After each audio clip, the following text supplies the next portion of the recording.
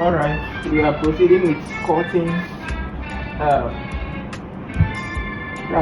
ironing now the fabric, the lining. That's what we call pre-shrinking. We do that a lot, or I do that a lot with the fabric itself and the lining, especially with the lining. And what is pre-shrinking? Pre-shrinking is when, before you start cutting on any fabric, you first of all use a steam iron, or even if you have a dry iron, you use water to wet the surface, then use iron to, completely look at what this lining is doing. This is shrinking.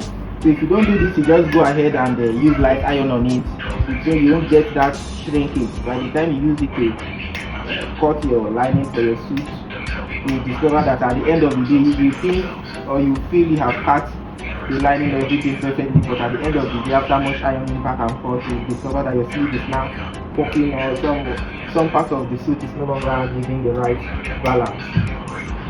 The reason is just the lining, because I got some shrinkage.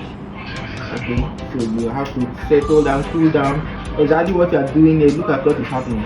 This is what your fabric also does sometimes, and that is the reason you sometimes have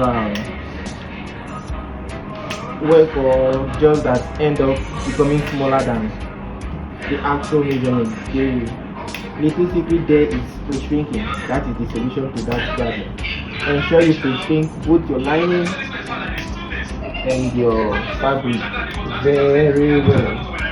Don't leave it a chance.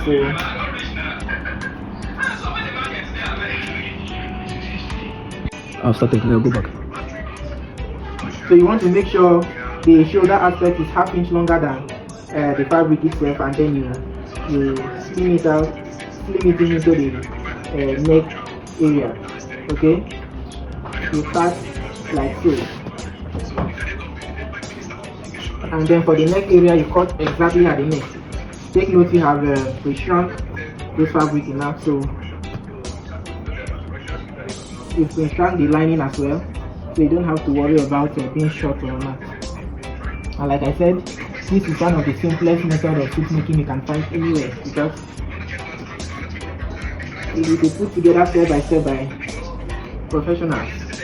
So you just sit back and watch the little magic. So having done this, you need to some water into the shell so that the lines will appear properly. Alright, you can see the fence line from this, so you just trace it out, because this is actually the lines we'll be cutting from.